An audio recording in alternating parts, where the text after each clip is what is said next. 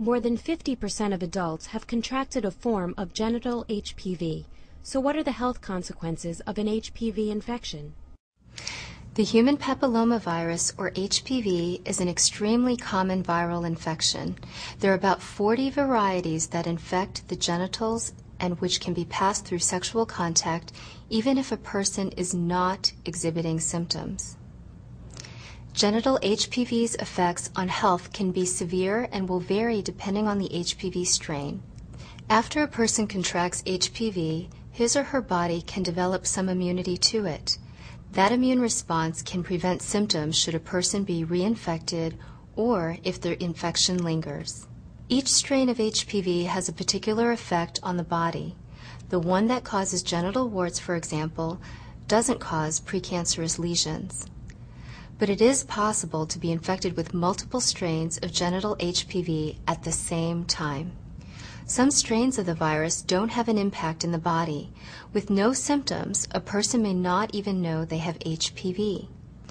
Other strains produce genital warts, which may appear as a single swelling or a rash. These pink or flesh-colored bumps are usually soft to the touch.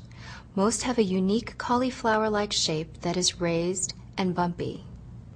Warts can appear on the thighs, anus, and groin area in both men and women. Men can develop them on the penis and scrotum, while women may get warts inside the vagina and cervix. Genital warts are generally harmless. However, more severe health problems will follow from infection with one of the 13 high-risk strains of genital HPV. If someone contracts high-risk strains repeatedly or develops a lingering infection, the long-term damage can prompt precancerous or cancerous tumor growths to form. In women, persistent genital HPV infections are a precursor to both cervical and vaginal cancers. In fact, a person cannot contract these cancers unless they've had genital HPV.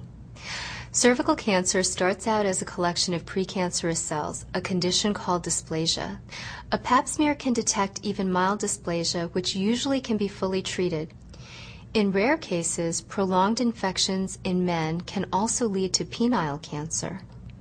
Both men and women are also susceptible to cancers of the anus, mouth, and throat as a result of repeated infections with the HPV strains targeting these areas.